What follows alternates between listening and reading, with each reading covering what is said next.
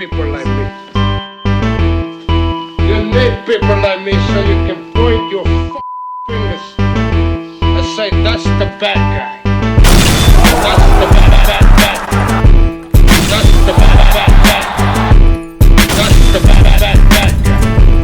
That's the bad guy.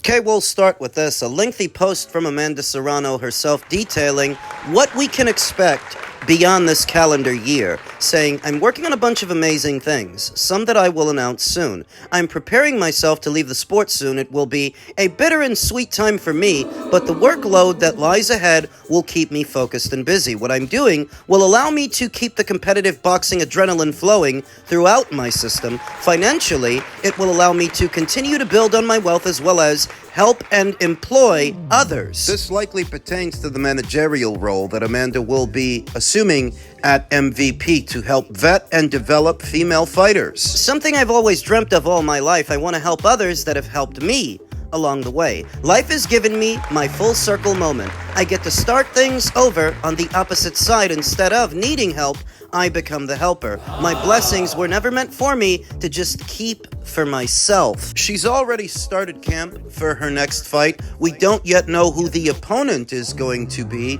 but in all likelihood, this will be Amanda Serrano's swan song. Matching Christy Martin's knockout record, she means to surpass it in her next fight as she exits from the sport of boxing and enters a more managerial role to help vet and develop talent for MVP on the women's side. It's not a secret that MVP has fast become the go-to destination for women boxers around the world, but there is sort of a caveat. In having the most robust and comprehensive stable of women fighters around the world, much is expected now that they are the authority on women's boxing. Reacting to the news of PBC's arrival on the DAZN platform, Justin Tolan said, "Nobody bats an eye about this, but nobody signed as many female fighters as MVP. Shockingly, Salida Promotions with Clarissa has more than 5. Boxer is down to 2. Golden Boy only has 1. Matchroom's got less than 5, and Eddie Hearn doesn't look like he's going to be signing anymore." The byproduct of MVP cornering the market on women boxers is they didn't leave many girls for anybody else to pick up, for anybody else to sign. So they've placed a very big burden on themselves to promote these women and keep them active. Thus, most of the boxing news, as it pertains to women, it's got to be coming from MVP, which is quite the responsibility. And this is where Amanda's more managerial role at MVP will be a critical factor moving forward. MVP has about 2 shows coming up in the month of August, one here in the United States and another in the United Kingdom. A good number of their female fighters will be boxing on those undercards, but there's a good number more that they have to employ, that they have to keep active. If it feels like women's boxing news has sort of seceded in recent months, it's because so many of the women have converged under one promotional banner, where before they were more spread out across different promotional outfits. Michaela Mayer at Top Rank, the girls over there at Matchroom and Boxer, because there were more hands on deck to promote these women and keep them active, whereas now it seems like the visibility has lessened a bit as of late. It's got everything to do with so many of the women fighting under one banner. It's a lot of work to do when you think about it. We'll see what happens. As stated, MVP has 2 shows coming up in the month of August. And Amanda Serrano likely has some fight news pending for the end of the summer. So we're going to see what MVP has in store for us in what remains of this calendar year. There is still approximately little over 5 months left, and they've got a lot of work to do and a lot of girls to accommodate. It's my opinion. You got upset because I don't fall in praise you. Your style is boring to me. You're not really hearing me. Your style's still boring. If you can't knock out Teofimo, you damn sure can't knock me out. And Teofimo 130. Teo beat your ass. Mickey Mouse bigger than you. I came up to his weight class. He wasn't 130. I was 135. He was 140. I eat 140 pounds worth of food. Teo will beat your ass. About? You. I'm betting Tank. Hey, you know I'm what? betting Tank against. No, you're not. How old are you? Or you scared? Ain't no scared here. How old are you? Okay. I don't know how old Now I you am. don't know your age. But I tell bet you what, when I get your age, I have more money than you. I've been your age. here. You've never I'ma been be mine. here. What happened is that you didn't like what I said about your style. People want to see you put yourself in harm's way and get down. You're gonna have When to you fight. step in that ring, you in harm's way. Nah, I disagree with that. That's because you never put on the It's like boxing the gloves in football your field. life. Okay, go ahead. If you put on the boxing gloves before, you'll understand that when you step in that motherfucking square circle, you in harm's way. When you go watch my last fight, since you saying I don't put myself in harm's way, who was backing up, me or T.O.? You don't do your homework. But you talk about one fight. You talk about Teofimo. Any fight. What about all the other Any fights? fight. I'm not. Any hold on. fight. Am Any I the fight. only All one these said that guys about get you? right. I was wondering one thing. Am I the only one that's ever said that about your fighting style? Yes or A no? lot of people that don't know boxing say that. No. Am I the You only can't use one? a public opinion for casuals. No. Are you the So only no other casual boxer. that said this? No, you are not. They wish they could do what I do. They prayed like, I wish I had them skills. If I had them skills, they will go home to their family safely. You know, people don't go to their family safely, huh? You sound like a So it's casual. subjective. Why are you getting so I'm not upset getting with me? upset with It's you. my opinion. Do your homework and stop getting homework F's. is- Hey, I think you and Unc should get in the ring. Man, Unc don't want to do that to himself. He won't lose. Hey, he too small. He too small. I see you throw your punches like bud. You never threw a punch in your life. But a street fight and a boxing match is something entirely different, Shakur. The Tomlin. The Tomlin. It ain't no rule. There are rules in boxing. The Ain't no rules in a street a fight. boxing fight lasts 36 minutes. You fighting in a street fight for a minute top. You think? Hold on, this thing ain't going the Man, distance. you not Shakur. gonna land shit on me. He'll And I whoop you in a will street whoop fight. That's what it his sounds ass. like to me. No chance. Hey, Shakur, I would tell you like this. Fair. Go ahead and get I don't turkey fight money. fair. You got I a don't promising fight career. fair. That shit will I end. don't I fight promise fair. you I'm that telling shit you would now, I end. will whoop your ass. MMA? But I will. hey, I'll fold your ass up like a lawn chair. I guarantee you won't. What them knees? How them knees feel? I do it for charity. I get in the You ring won't just do for that. charity. Don't know shit about boxing. So I can't have an opinion about What the I'm trying to boxing tell style. you is you're being ignorant. That's it. I get all that. That's fine. You're being Hold on.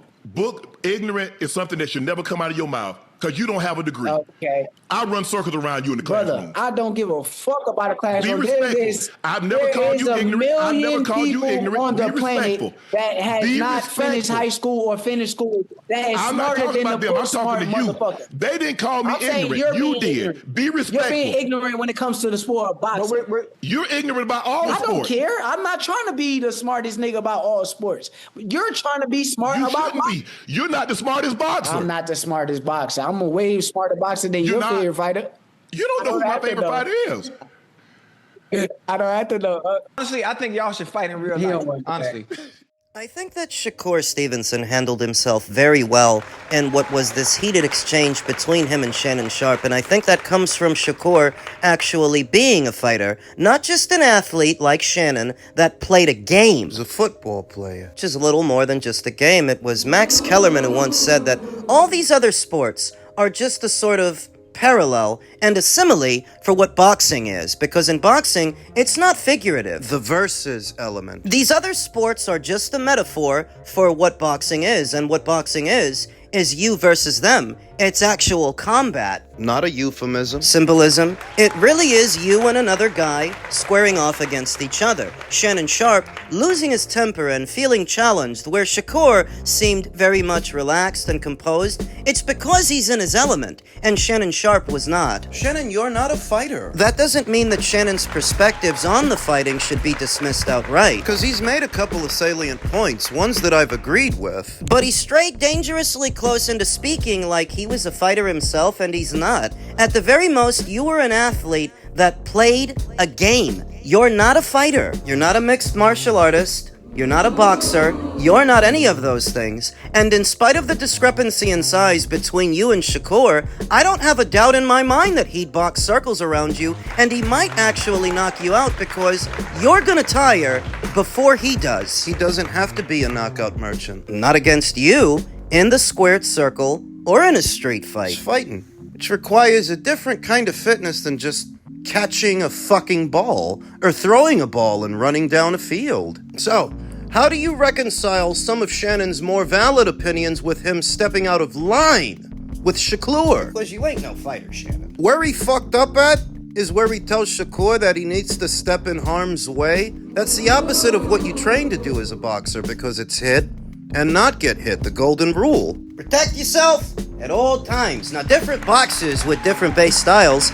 they have different ways of doing that, some more entertaining than others. And I think Shannon Sharpe's issue with Shakur, the issue that a lot of people have with a lot of pure boxers, like Shakur, like Devin, like Sky Nicholson, William Skull, are the lulls in the action. The long pauses and the long breaks, those moments when a fighter does more moving around than he does punching, than he does fighting. The real issue people have with pure boxers is their lack of activity. Lack of a work rate. Because it is possible for a pure boxer to be defensively responsible but entertaining at the same time. The main issue with today's pure boxers is a lot of them spend a lot of time trying to emulate Floyd Mayweather. What you've essentially got is a lot of young boxers in their prime trying to emulate a fighter for the adjustments he made in his mid-30s. When he wasn't in his prime. And when everybody called him boring. You're allowed to. So long as you're a paying customer that purchased a ticket to be there or to see a fight at home, you're entitled to your opinions about the product you purchased. That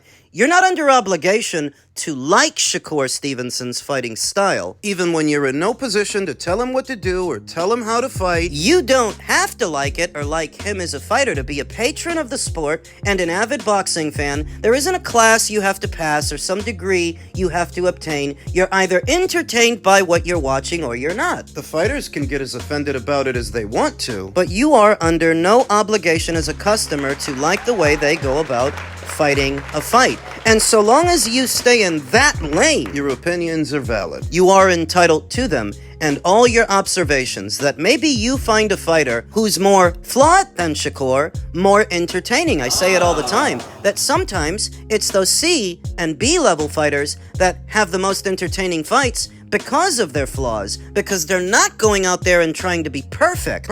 There's more possibility for clean, meaningful punches to get in, seesaw action, back and forth, like what you saw in Gaddy versus Ward, neither of which were perfect. Sometimes, when you get two really high-level boxers in the same ring with each other, they sort of cancel each other out, as neither fighter is going to make the mistakes that the other could capitalize on. Sometimes that happens, and sometimes that's boring.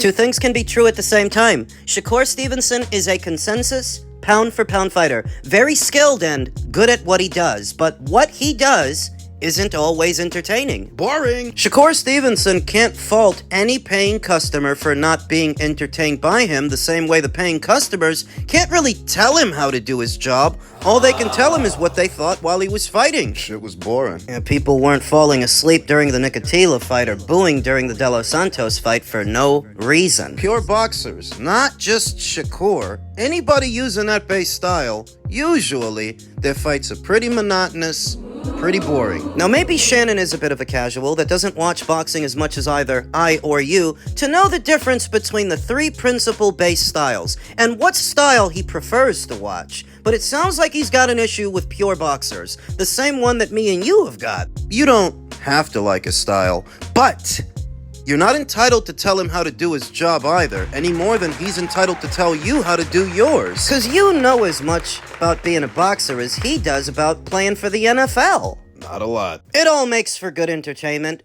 stimulating the algorithm. But Shannon Sharpe definitely did cross the line, and I think Shakur Stevenson, all things considered, handled himself well and showed personality, which I think he needs to, because he's not that charismatic a fighter, so maybe he can be charismatic outside of the ring. Upstairs in the men's heavyweight division, Eddie Hearn backs Andy Ruiz Jr., saying, "I believe he beats Daniel Dubois and Flavio Wardley. He will have his comeback fight in September, but I believe he beats those guys." Of course, he's going to say that now that he's promoting Andy, who has parted ways from PBC and has migrated over to Matchroom. Matchroom. But is this just Eddie Hearn putting on and doing his job as a promoter? Or does a rehabilitated Andy Ruiz actually stand a chance against those aforementioned fighters, Daniel Dubois and Flavio Wardley, who are supposed to be having a rematch with each other in the fall? Been 2 years since Andy Ruiz fought. I suppose that if you think of the Andy Ruiz of old,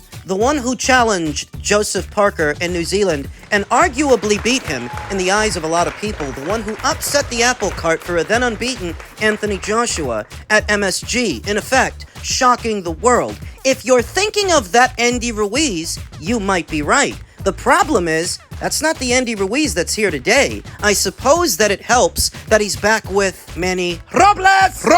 Manny Robles was the one in his corner the night that he shocked Anthony Joshua and arguably produced the best version of Andy Ruiz that we've ever seen. Maybe he can whip him into shape and bring back that Andy Ruiz. Andy Ruiz has always had an everyman appeal to him because he's not built like some Greek god. He's not an Adonis. To look at him, he would present as rather unassuming, almost innocuous, like a teddy bear. Yeah, if you never had a fight with nobody before. Have you ever fought a fat guy? I mean, generally speaking, have you ever fought somebody who is fat? It's not easy. It's like trying to hold back an asthma attack. Fuck! An asthma attack that hits like a fucking freight train. Andy Ruiz is a formidable fighter. He always has been, but what he's always had also is a ticker problem, a discipline problem. So maybe now, in this later stage in his career, that he's back with Manny Robles, maybe enough time has been allowed to pass to where he's hungry again. Because if Andy Ruiz knows anything about anything, it's being hungry. Better stop fucking playing. I'm just saying, Andy Ruiz ain't no stranger to trips to the refrigerator. You fucking playing. Could he actually beat Daniel Dubois or Fabio Wardley in a fight? If they can muster up that Andy Ruiz Jr. of old, the one with deadly combinations and hand speed mid-range to inside, you could give him a fighting chance. Andy's got one flaw. Even a best version of him is flat-footed and slow on his feet. So, if you can exploit that, you can beat him. AJ did in the rematch. Using his height and length, getting on his toes, and staying behind the jab. That's how he won a lopsided decision. But that's not how Fabio Wardley fights. Nope. That's not how Daniel Dubois fights either. Those guys like to throw. Those guys like to fight. They like to engage. And engaging with Andy Ruiz lets him in the fight. He's not as tall or as long as those fighters. But if you give up your height to him to trade punches on the inside, you're letting him in the fight. At that proximity, he's very dangerous because he's got shorter arms than those guys. Shorter arms make for quicker counters. Cause he don't need as much room as a taller guy with longer arms, and his short arms, the punches don't have to travel as far to reach the target. Engage him at your own peril, mid-range to inside. In that way, I see what Eddie Hearn is talking about. He's not just putting on. If you can whip Andy into shape, Round is a shape. I'd give Andy Ruiz at least 2 to 3 tune-up fights before I put him in the ring with the winner of Dubois versus Wardley. Been a long time since that guy had a fight. He's in his mid-30s now, so you have to wonder how much of that trademark hand speed still remains. Does he still got it? The other caveat that Andy's never had fast feet. If he doesn't have fast hands either, he's up Schitt's Creek without a paddle. Matchroom is promoting him now, and Eddie Hearn backs him to beat Fabio or Daniel. We'll find out if he can.